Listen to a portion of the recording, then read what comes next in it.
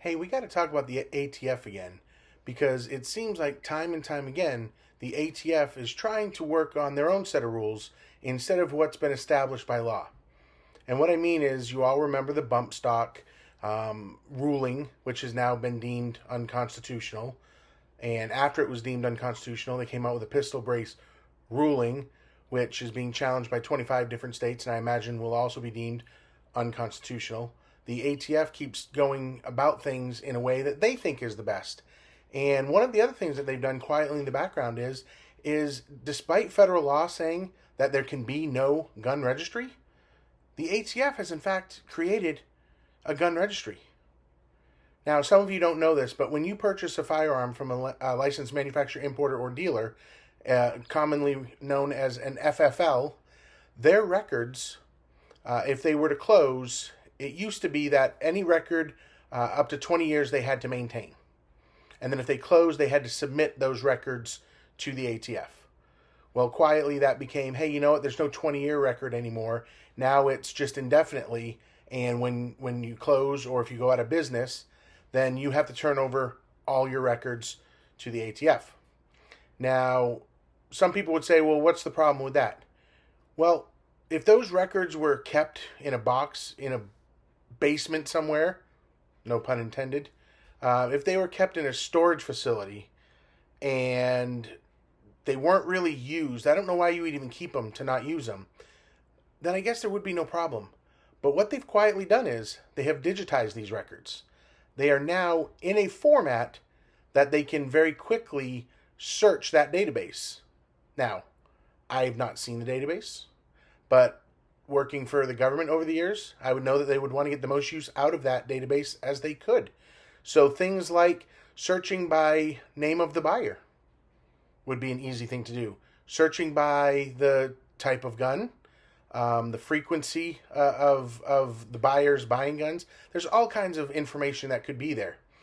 And you look at it and go, well, it doesn't matter because I only buy one or two guns. But that's not the point. The point is there's a federal law that says there can be no federal gun registry. And now there is. So to combat that, Texas Republican Michael Cloud reintroduced a bill called, ready for this, the No Retaining Every Gun in a System That Restricts Your Rights Act. And it spells out no registry. Because they're trying to stop this from being a registry. Because here's something else that the ATF has quietly done in the last couple years. And I am an FFL. So I know that certain things are being said to FFLs. And there's, under the Biden administration, there's been kind of a clampdown where they say that any willful non-following of the rules will cause you to be immediately shut down as an FFL. And if that were to happen, if you shut down as an FFL, you're going out of business, you have to turn over your records to the ATF. Now, I look at that and say, okay, I get that. If somebody is willfully trying to run guns, trying to facilitate the illegal arms dealing, I get that. But they consider a willful offense as an accident. If somebody accidentally checked the wrong thing on a form and you didn't catch it, which you should always be trying to do, but accidents happen, especially in some busy places where you have a lot of people moving around. And I'm not talking about these guns were then used in crimes and they were found at murder scenes. These were routine inspections where, hey, you know what? On this paperwork, they put 2021 instead of 2022. And you didn't catch that, and they can shut you down. In fact, the stance is that if it's a willful mistake, that the presumption is that you're going to get shut down as is an FFL. And lots of FFLs have been shut down because of that. So we need to get out of this mindset of it doesn't affect me, because it affects everybody. And we need to rein in the ATF. They're going by their own set of rules, despite there being federal laws that govern how they can and can't operate. They're going against those. And that's why it's important that we have people putting forward bills to stop this.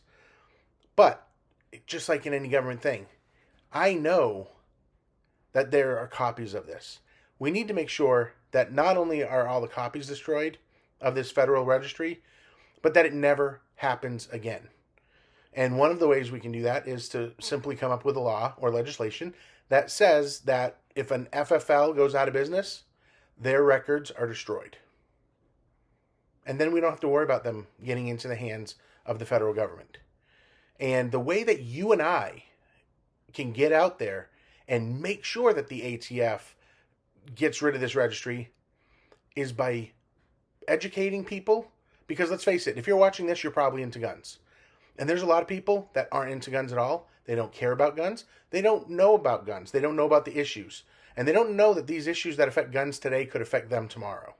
So just like I've said in previous videos, if they're attacking gun owners today and they're doing certain things to gun owners or gun stores, just think, what if they had an agenda where they didn't want, I don't know, gas stoves anymore? Could they use that same logic to stop gas stoves or gas engines?